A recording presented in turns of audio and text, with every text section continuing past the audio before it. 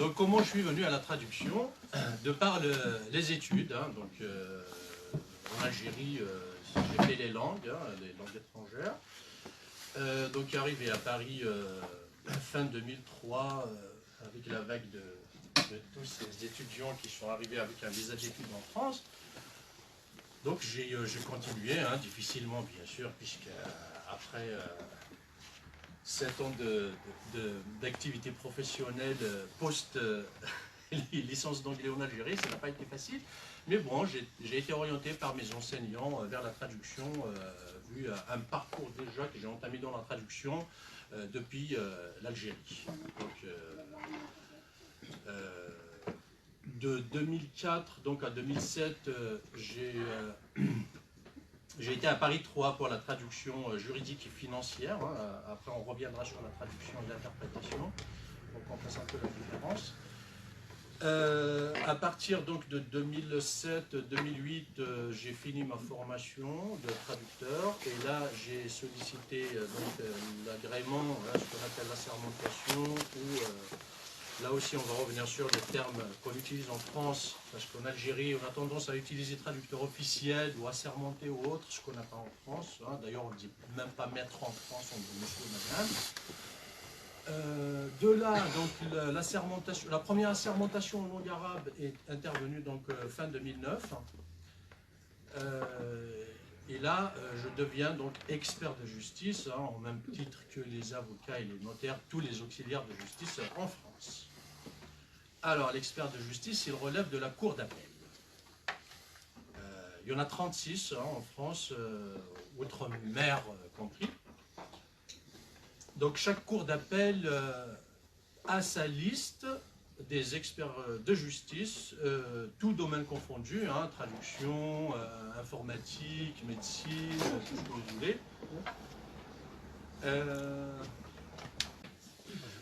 Pour l'Île-de-France, on a deux cours d'appel, donc celle de Paris et celle de Versailles. Hein. Paris englobe le 75, 93, 91. Le 77 et le 89, il y en a qui dépend de la Cour d'appel de Paris. Le reste, les 92, 95 et 78, ils relèvent de la Cour de Versailles. On est plutôt dans le juridique, on est dans la justice, on relève de notre ministère de tutelle, donc le ministère de la Justice. On fait des traductions officielles, comme on fait aussi de l'interprétation, ça veut dire le travail à l'oral, hein, en audience ou en instruction, on verra ça dans les minutes à suivre. Très bien, Majid. Alors, je sais aussi que tu as fait quand même quelque chose, toujours dans le domaine de la traduction, pour la langue kabyle. Est-ce que tu peux nous dire quelque chose à ce propos ? Oui, pour la langue kabyle, effectivement, elle dispose d'un cachet, d'un tampon de la cour d'appel depuis fin 2013, hein, donc est fait au 1er janvier 2014, où la langue kabyle donc, fait partie de la liste des langues de travail de la justice française. Donc, il s'agit donc de la cour d'appel de Paris. Depuis donc le 1er janvier, effectivement, je dispose d'un cachet pour valider des traductions en langue kabyle. Ce n'est pas rien du tout, hein. Donc c'est tout un travail. Hein. Qu'est-ce que ça te fait d'avoir fait cela, hein? Je suis honoré. Dans un premier temps, je suis honoré parce que quand même... je suis kabyle, de culture kabyle, je suis né kabyle, donc tout ce qu'on fait, bon, merci pour le compliment, mais bon, je n'ai fait que mon devoir à mon avis, parce qu'il y a avant nous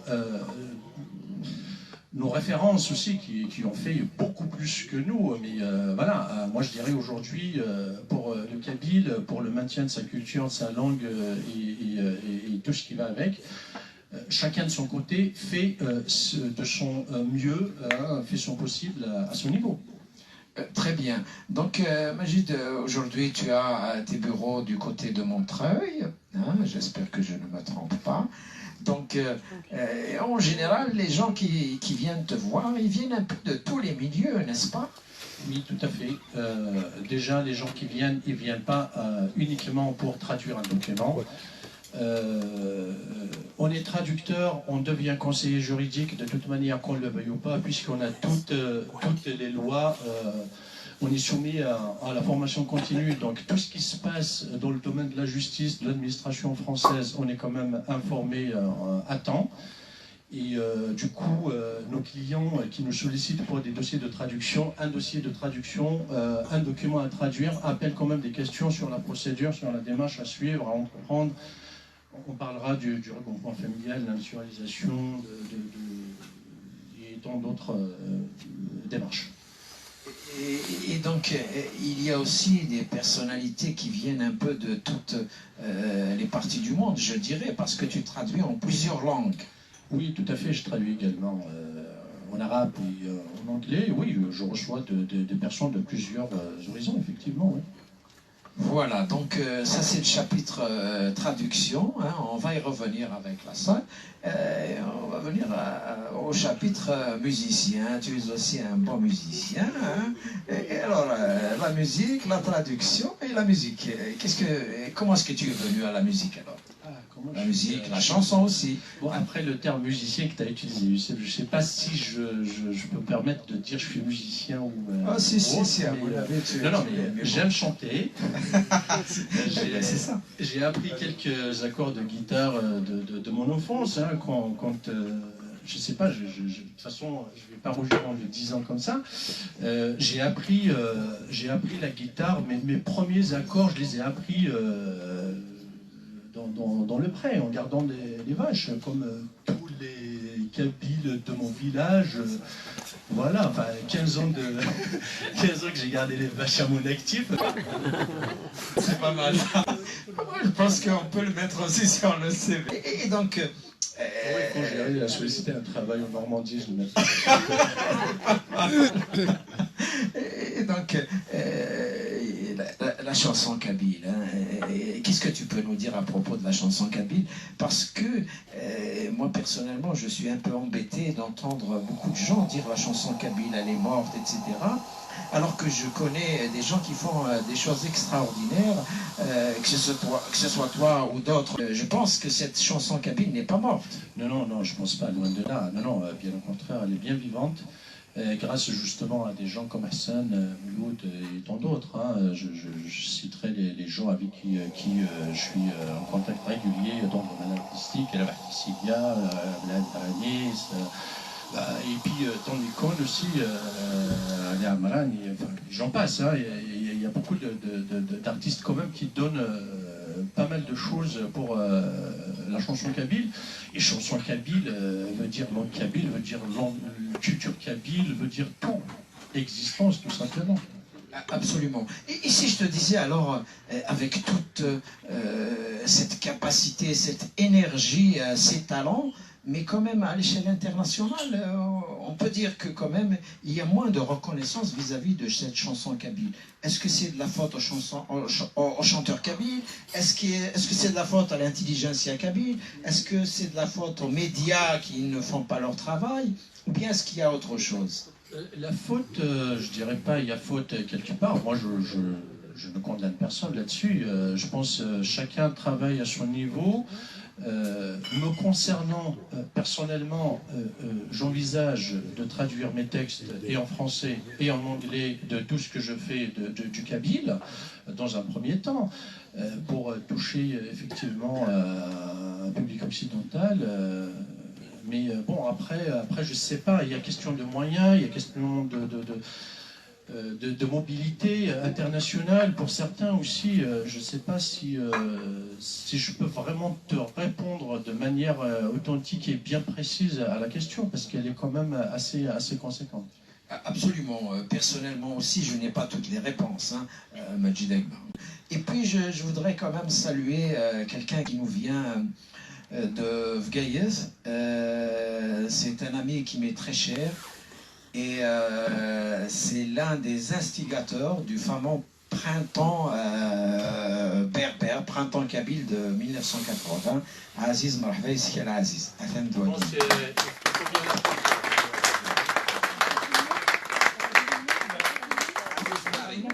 Daré, c'est lui qui a principalement amorcé donc, le mouvement à l'université de Tizi Ouzou au printemps 1980. Bienvenue à ses amis aussi qui sont là. Hein. C'est une langue comme toutes les autres. La France ne met pas de moyens linguistiques ou terminologiques propres à la justice ou autre, une communauté ou une autre. Toutes les juridictions, elles le savent. On peut avoir besoin d'un traducteur en audience devant une juridiction. On sollicite un monsieur ou madame qui est agréé à Versailles ou dans les Bouches-du-Rhône ou à Douai, parce qu'on sait qu'il parle kabyle, parce que pratiquement tous les juges nous connaissent. D'autre part, au niveau du flux migratoire, je ne pense pas que ce soit ça. Bon, bien que nous, on sait que les Kabyles, ils sont quand même... je reviens à ce qu'a dit Jacques Lang récemment, la langue arabe doit être reconnue comme langue de France. Moi, je rajoute le kabyle, c'est pas que je le rajoute, je le mets avant l'arabe. Déjà, c'est ce qu'il a déclaré la dernière fois. Eh bien oui.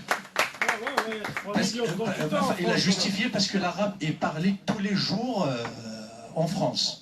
Le kabyle, il est parlé toutes les secondes. Voilà, je dirais. Moi, je ne suis pas d'accord avec ce qu'il a dit, mais bon, après, ça n'engage que lui.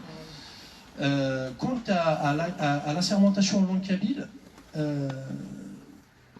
moi, la France n'a pas considéré tel ou tel critère. Non, elle a juste respecté la loi. Parce que quand on traduit dans une langue, les magistrats, il y a quelques années, ils laissaient passer qu'un traducteur algérien, parlant à la fois bien sûr arabe algérien et kabyle, fasse la traduction en langue kabyle, disons que voilà, c'était un interprète en langue arabe algérienne. Moi, j'ai refusé ça, tout simplement. Donc, j'ai formulé une requête devant la présidence de la Cour d'appel en 2012, disant, voilà, c'est une question de droit. Quand je traduis du kabyle, c'est du kabyle, ce n'est pas de l'arabe. Il faut que je le certifie que c'est du kabyle. Donc, j'ai droit de présenter ma requête et je demande à ce que droit soit fait à ma requête. Et c'est de cette manière que la présidence de la Cour a accédé à ma requête en fin 2013 en m'accordant donc un cachet pour la langue kabyle, parce que quand je traduis du kabyle, je mettrai un cachet de langue kabyle et ce n'est pas de la langue arabe. Le cachet rond de la Cour d'appel, expert, traducteur, interprète en langue kabyle, comme j'ai en langue arabe, pareil. C'est vrai que c'est une première, oui, mais ça date de 2014. C'est la prouesse de métier, donc on peut l'applaudir.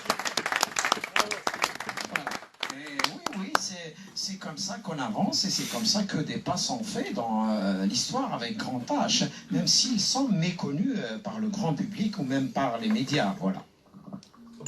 Effectivement, mis à part le plateau que j'ai animé avec Kamal Talouaht, Berbère Télévision en 2015 par rapport à ça, franchement, moi je n'ai pas cherché la médiatisation ou autre, car je considère que je n'ai fait que mon travail et mon devoir surtout vis-à-vis de cette culture, de cette langue qui sont les miennes. Je voudrais juste faire une petite parenthèse. C'est des choses qui sont un peu méconnues en France, mais une étude du ministère de l'Intérieur français d'il y a 5 ans a abouti à ce résultat que la langue la plus parlée en France, la langue allochtone qui vient d'ailleurs, c'est le berbère. Alors le berbère, c'est une étude française du ministère de l'Intérieur, hein. Elle est parlée par une moyenne de 3 millions de personnes au moment où l'arabe n'est parlé que par 400 000 personnes. D'où la différence. Ce n'est pas une espèce de haine vis-à-vis de la langue arabe, qui est une très belle langue aussi, que personnellement je maîtrise, mais juste que les faits sont là et ils sont têtus, comme disait un certain révolutionnaire de Russie. On a par exemple à la Cour d'appel de Paris 2 interprètes, et il ne faut pas écrire, hein, ils sont qu'à l'oral, ils sont agréés à l'oral, hein, c'est des interprètes d'audience. Ils ont le berbère. 2 confrères qui sont donc de nationalité marocaine, les 2, ils mettent pour leur langue berbère. c'est du schleu et du rifin. Deux variantes que je ne maîtrise pas. Revenons au chaoui. Les quelques affaires que j'ai traitées en justice avec des personnes ou des parties d'origine chaoui, je ne vais pas vous mentir, honnêtement, j'ai traduit en langue arabe algérienne. Pour la simple raison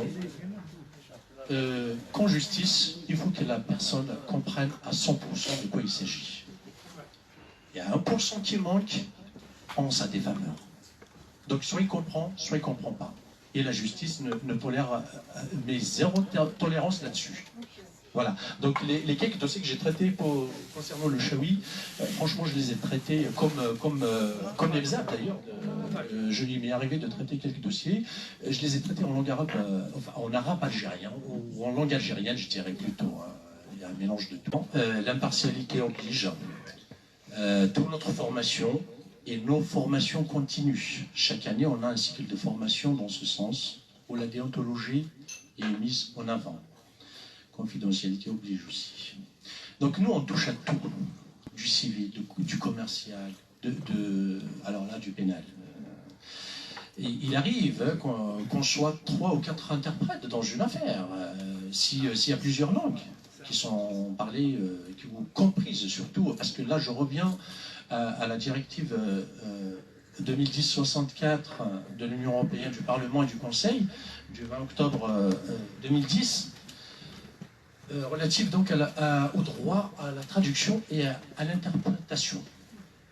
Donc traduction, on est à l'écrit, interprétation, on est à l'oral. Là, toute personne poursuivie, la transposition en France a eu lieu le 25 octobre 2013, mais ça va quand même.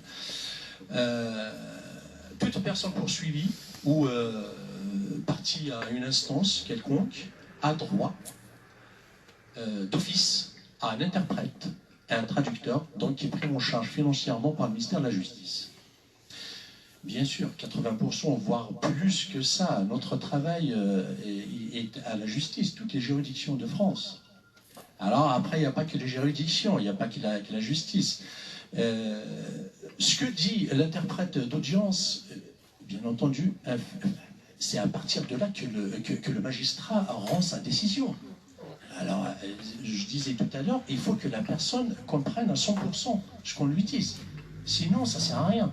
Sinon, on peut l'envoyer en tôle, alors peut-être qu'il est innocent.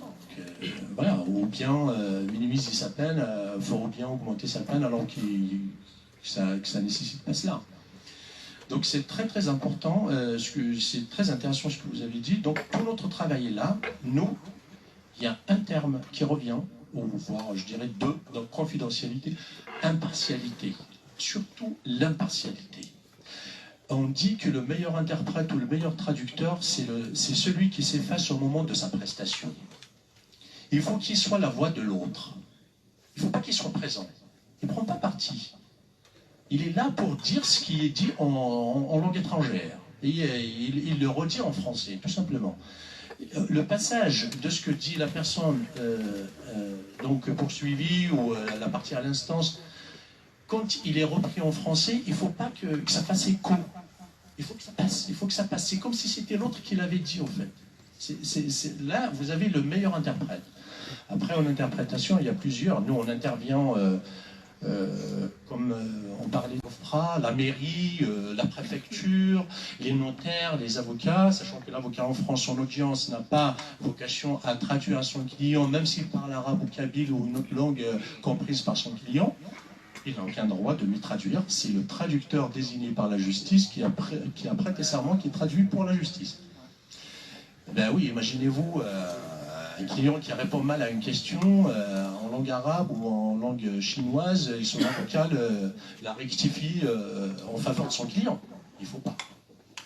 Donc là intervient effectivement le traducteur assermenté qui sera la langue de la partie pour laquelle il traduit. On traduit la culture, la civilisation. On ne traduit pas le mot. Donc on essaye d'être le plus, c'est pas que le plus proche, mais vraiment, on va remettre en français ce qui est dit dans la culture de l'autre et dans sa langue. Moi-même, j'interviens pour l'OFPRA depuis 2008. On assiste déjà les personnes lors de leur entretien. Hein. Effectivement, pour certaines nationalités, si l'on considère qu'on n'a pas atteint un certain degré de culture de ce pays-là, mieux vaut ne pas prendre ce dossier. C'est de là, on revient justement à cette prestation de serment, quand on prête serment, c'est que quand vous vous engagez sur un dossier, vous êtes sûr de l'assurer. Ça ne sert à rien de prendre quelque chose que vous ne pourriez pas assumer, et culturellement et linguistiquement parlant. Je vais essayer de vous dire ce que je connais de la chanson kabyle. Hein. Moi, mes références, voilà, ce sont les vôtres, je dirais Idir, les Abrahamis des années 70 et tout ça. Avec Idir, on est vraiment dans la musique universelle du moderne qui s'exporte. Hein. C'est pour cela d'ailleurs que la musique kabyle, moi je prends Idir comme ambassadeur de la chanson kabyle moderne, hein, je suis fier de le dire. Sinon, après, c'est une question d'influence, hein, c'est une question de style. Moi, je suis influencé personnellement par certains chanteurs kabyles, dont Idir ou les Abranis, Farhat Mani, Taïb Ibrahim, Simour, qui sont dans le... Je dirais, moi je les considère, moi je les prends dans l'universalisme, justement, dont vous parliez. Après, vous avez des chanteurs aussi qui sont dans le shabi kabyle, hein, je sais pas, un chanteur comme l'Hasnaoui ou Matoub, paix à leurs âmes, ils ont tout donné dans le shabi, ils ont tout donné dans le shabi algérien, kabyle, algérien d'ailleurs, parce que l'Anqa, il a tellement chanté en algérois, donc... Après, franchement, c'est une question de préférence, peut-être d'influence. Moi, je suis beaucoup plus influencé par la musique moderne que la folklore avec la quart de note. J'utilise pas le mandol, j'utilise une guitare sans quart de note, moi. Après le folklore, on est... je vais pas citer Minglet aussi, mais ils sont tellement nombreux, je vais pas tous les citer, mais en tout cas, ceux qui ont marqué mon enfance, ma jeunesse et mon âge adulte. Après, j'ai pas fait d'école de musique, hein, autodidacte, hein, j'ai appris comme ça sur le tas, comme tous les gens de ma classe, de ma génération, au village, quoi. Enfin, il n'y a rien de mystérieux pour moi, en fait. Je me suis mal exprimé tout à l'heure en disant j'ai un projet de traduire mes textes, mes chansons. Ce n'est pas en respectant la rime ou autre, c'est juste si jamais on les interprétait devant un public ne comprenant pas la langue, notre culture, et qu'ils aient une idée de quoi il s'agit. Pas forcément traduire la chanson et la chanter en anglais. Ce n'est pas mon projet, en tout cas, pas le mien en tout cas. Je veux bien avoir les textes là en français et en anglais, pas forcément sous forme de chanson, hein, juste de quoi ça parle. On va dire un résumé. Bon, je vais essayer de me rapprocher le plus possible du texte original. On ne pourra jamais traduire l'âme. L'âme, on ne la traduira pas. Non. L'un des plus grands écrivains du monde, c'est William Faulkner. William Faulkner est un Américain. Oui. Alors, il est traduit par plusieurs traducteurs. Oui. Alors, quand il est traduit par Maurice Quandro, tu rentres dans l'atmosphère de l'écrivain. Oui. Quand il est traduit par d'autres, c'est beaucoup moins. Mais Maurice Quandro, il est parti aux États-Unis et il a vécu avec William Faulkner. Donc, quand il traduit, c'est en langue française, mais il est meilleur que les autres parce qu'il sait d'avance ce que voulait dire Faulkner en anglais. Dans son anglais d'ailleurs, dans son anglais américain, où il utilise beaucoup le parler courant, hein, c'est pas seulement la langue classique. Mais heureusement qu'il y a des traducteurs. Oui. العزيز عزيز كاس كان ميكروني العزيز عزيز.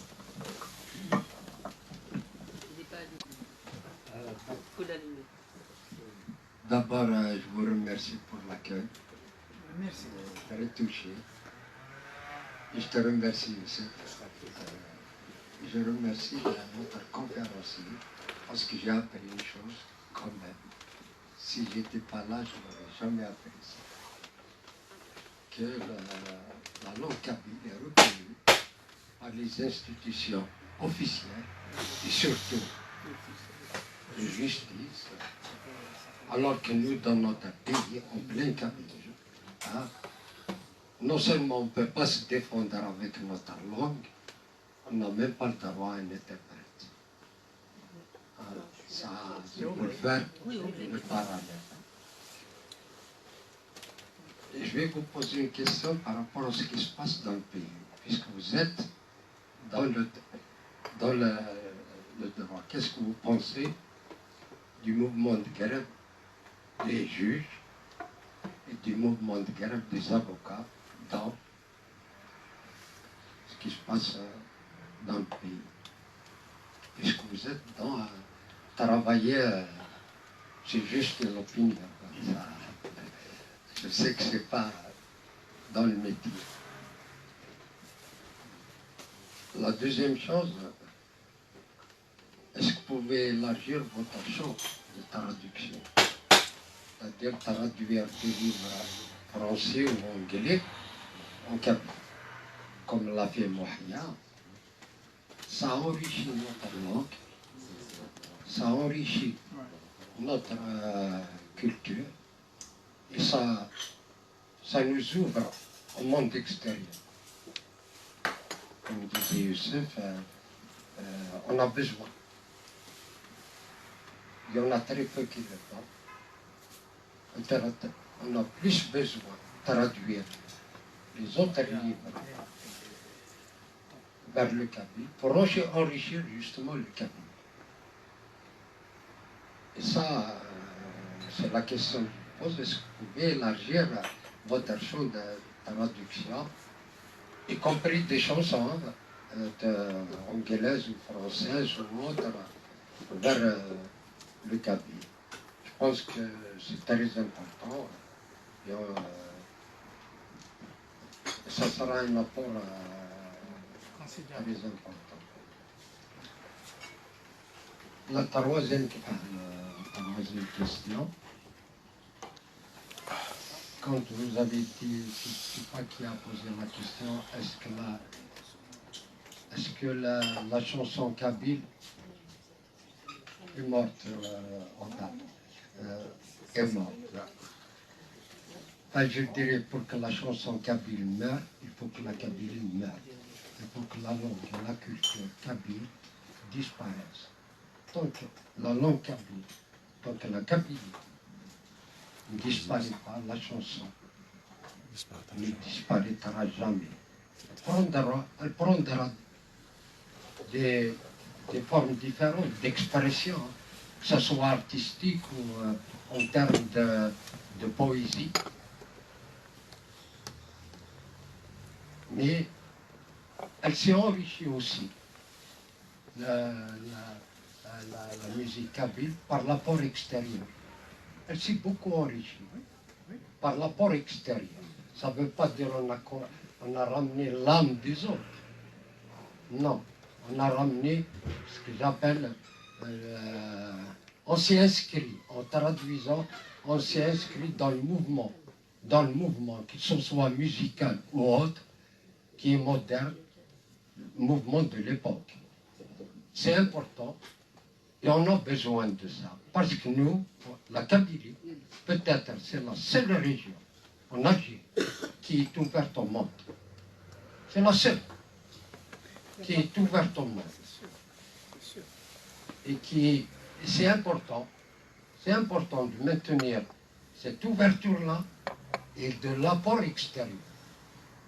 C'est comme ça qu'on pourra enrichir notre culture, notre langue et même notre savoir. Et on en a besoin de ça. Merci beaucoup en tout cas pour ce que j'ai appris de ce que vous avez dit. Merci Aziz. Merci Aziz. Alors, la troisième question, donc merci pour toutes les précisions que vous avez apportées. Hein, donc, du coup, elle n'est plus une question, puisque vous avez tout dit dessus. Donc, bien sûr, la chanson kabyle, elle n'est pas morte. Comme vous l'avez bien dit, elle mourra que si la culture et la langue meurent. Donc, ce qui n'est pas le cas, et ce qui ne sera pas le cas d'ailleurs.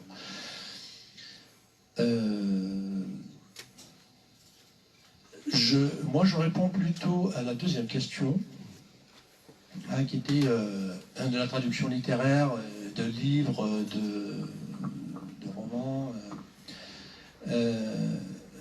Personnellement, je n'ai pas de projet dans ce sens, moi-même. Hein. Ce que je fais dans le domaine judiciaire est tellement prenant. Il est vrai, je suis sur un projet qui n'est pas négligeable de terminologie juridique et judiciaire en langue kabyle. C'est un travail qui va prendre, je ne sais pas, des décennies peut-être. D'ailleurs, moi, je lance un appel à toute personne qui s'estime compétente en la matière, parce qu'aujourd'hui, quand on traduit en kabyle en justice, le problème majeur qui se présente à nous, c'est la terminologie. Si je prends un terme comme la justice, je dis, comme on l'utilise dans les médias, aujourd'hui, je dis « Tharzamt ».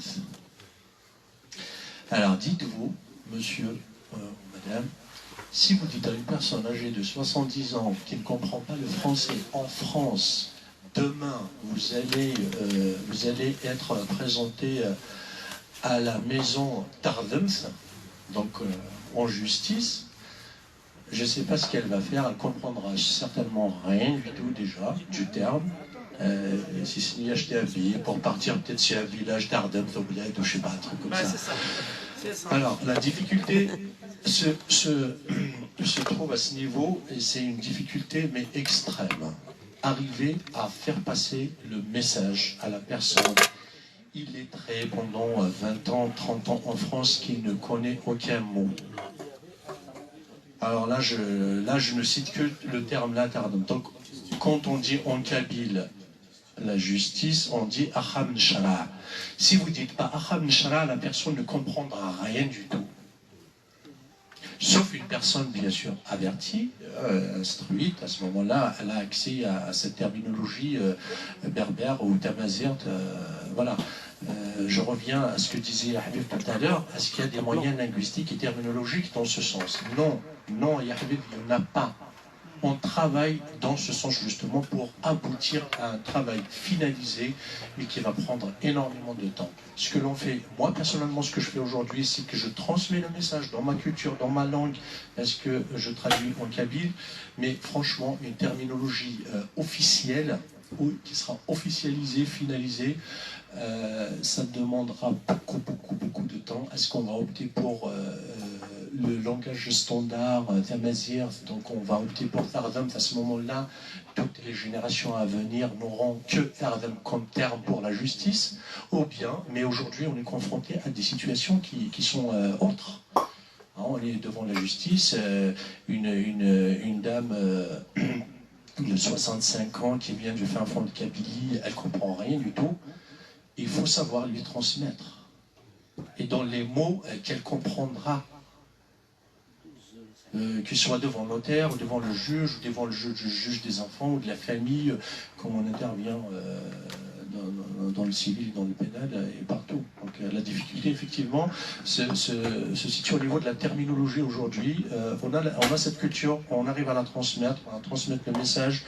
Après, ça dépend des dossiers. Allez-y faire parler une personne, il faut la mettre à l'aise déjà. Culturellement déjà, elle ne va pas vous parler de certaines choses qui sont très intimes.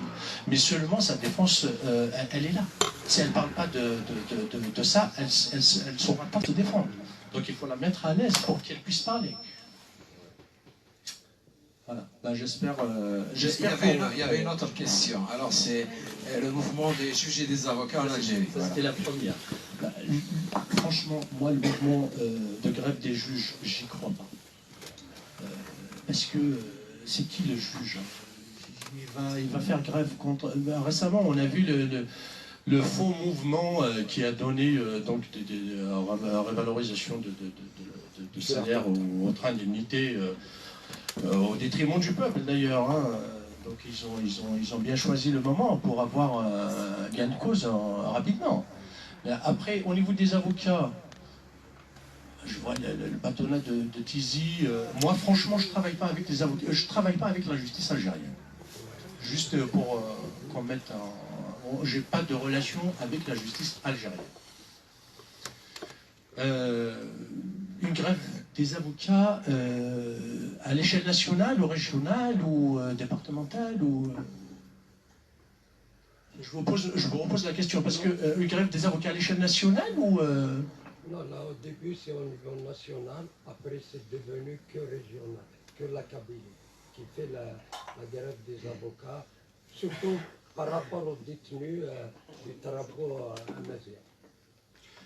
Oui, d'ailleurs je salue le courage de certains avocats, dont un que je vois régulièrement sur la toile, Maître Dikel, je crois qu'il intervient, qui défend ses clients en langue kabyle devant les juridictions. Bravo, hein, parce qu'il faut le faire. Et puis, puisque dans les textes, il a le droit de le faire, mais bon, les textes en plus. Moi, un mouvement de grève à l'échelle nationale de tous les bâtonnats, oui, mais régional, franchement, moi je ne vois pas la finalité en fait, hein, parce que à ce moment-là, on s'isole de plus en plus. C'est juste ces détenus d'opinion. Si l'on observe une grève à Béjaïa ou à Tizi, ou enfin dans le centre algérien, alors que les détenus, ils sont, on dira, ils sont tous des Algériens, pour moi c'est pareil, mais bon, après on a des détenus kabyles quand même à Annaba, à Constantine, à Tlemcen, à Oran, partout. Ils sont partout les Kabyles en Algérie. Que fera-t-on si l'on observe un mouvement de grève, sachant que la plupart de ces avocats d'honneur, hein, donc, qui se sont portés volontaires pour défendre ces détenus, que fera-t-on? Moi, je me pose la question. Au niveau des avocats, franchement, s'il n'y a pas une grève nationale de tous les bâtonnats, je suis d'accord, mais sur le plan régional, je pense que ça n'aboutira pas à grand-chose et ça retardera encore la détention. Encore, on revient sur le provisoire, elle n'a même pas lieu d'être, puisque c'est enfreindre la loi. Ils n'ont même pas à être en provisoire, c'est des détenus d'opinion. La loi ne le permet pas. Mais bon, il n'y a pas de loi là-bas. Moi, franchement, je ne suis pas d'accord pour une grève régionale de bâtonnat. Il a un avenir, parce que les applications, ça ne traduit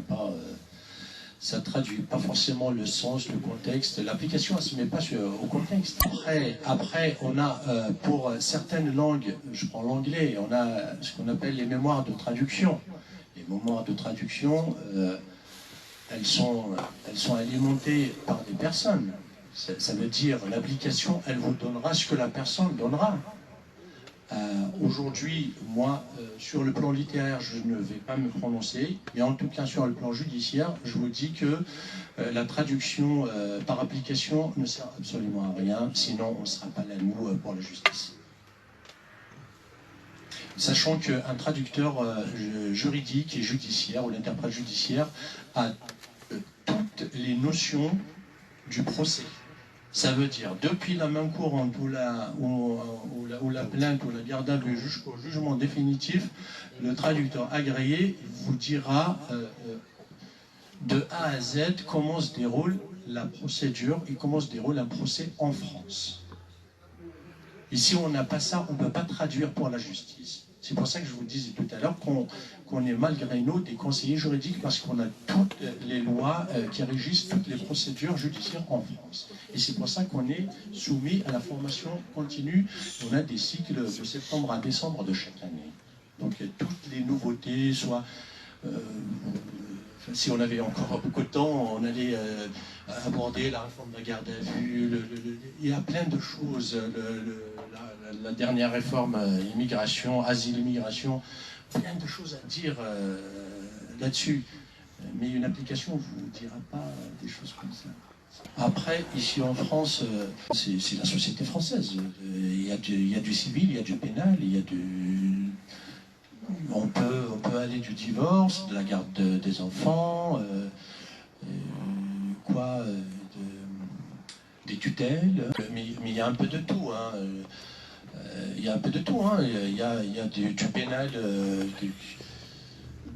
parce que c'est une simple infraction de conduite sans permis, comme il y a homicide volontaire ou involontaire, comme il y a fraude en bande organisée, après les féminicides, oui, ça existe, malheureusement.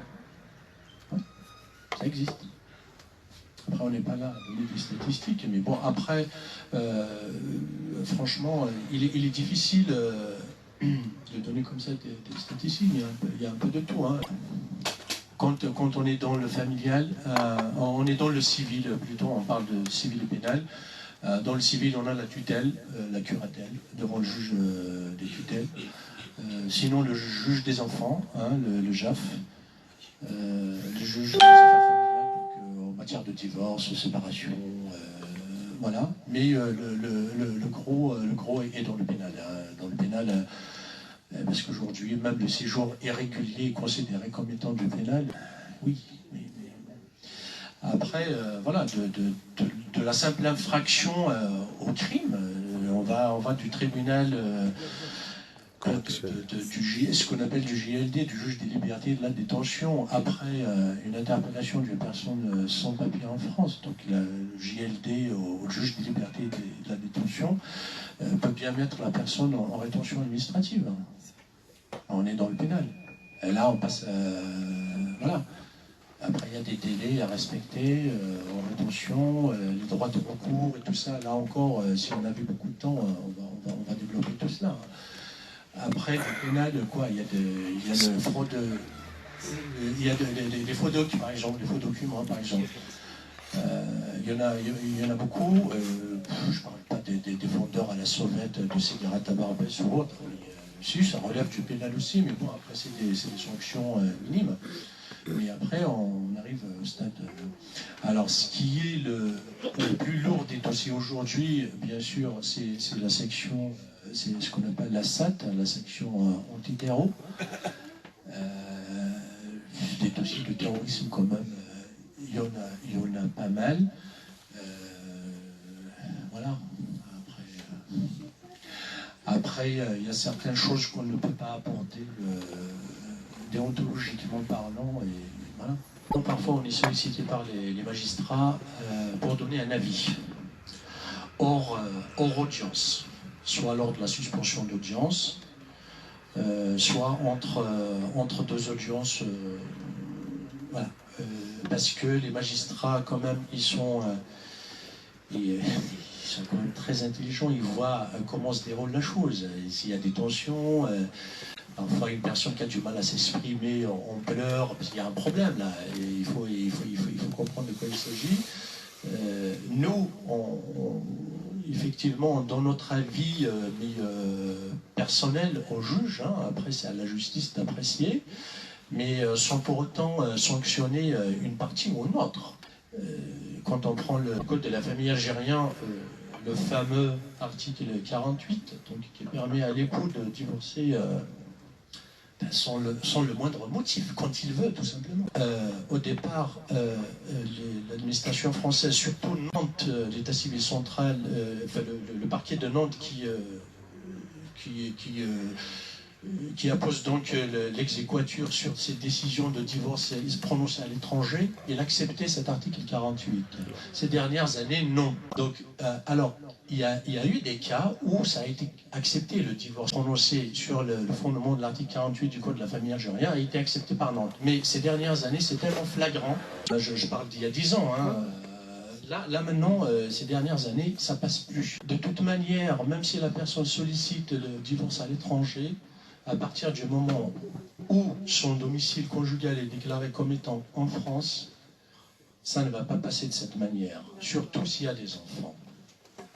Et effectivement, il se retrouve dans une situation conflictuelle avec l'épouse, c'est normal, parce qu'il va devoir sortir de l'argent de sa poche. Si la violence est caractérisée, donc il aura sans doute pas la garde. C'est très très compliqué parfois. Après, tout ce qui est famille, c'est pas en audience publique, c'est en cabinet de juge de la famille, donc ça reste quand même gérable, puisque dès que le juge constate une tension, il suspend l'audience et puis il reçoit les personnes 10 minutes, un quart d'heure après, le temps de voir ce qui se passe. Très bien, merci Majid. Je ne sais pas, peut-être qu'on a oublié quelque chose. Je te donne la parole pour un mot. Après, tu vas nous revenir en musique avec tes amis. Ils sont nombreux. Hein. Donc, on voudrait aussi profiter de vos qualités artistiques. Voilà. Je ne sais pas si on a oublié quelque chose d'important. Est-ce qu'on a oublié quelque chose? Je ne sais pas. Franchement, je ne sais pas, mais il y a tellement de choses à dire dans ce domaine. Certainement, il y a des choses qui n'ont pas été abordées, mais je pense qu'on a fait à peu près le tour du métier du traducteur juridique et interprète judiciaire. On n'a pas abordé tous les types de traduction et d'interprétation, on ne peut pas tout traiter. Mais j'espère avoir donné quand même quelques informations sur ce travail. Et puis voilà. Eh bien, je te remercie. Effectivement, j'ai appris beaucoup de choses avec toi dans ce bref, relativement entretien, discussion. Donc, avec Diner Fenmirth, on va vous laisser la place aux artistes. Merci à vous toutes. Et vous allez apprécier la musique et la chanson de Majid et ses amis. Et merci encore une fois d'être venus. Merci.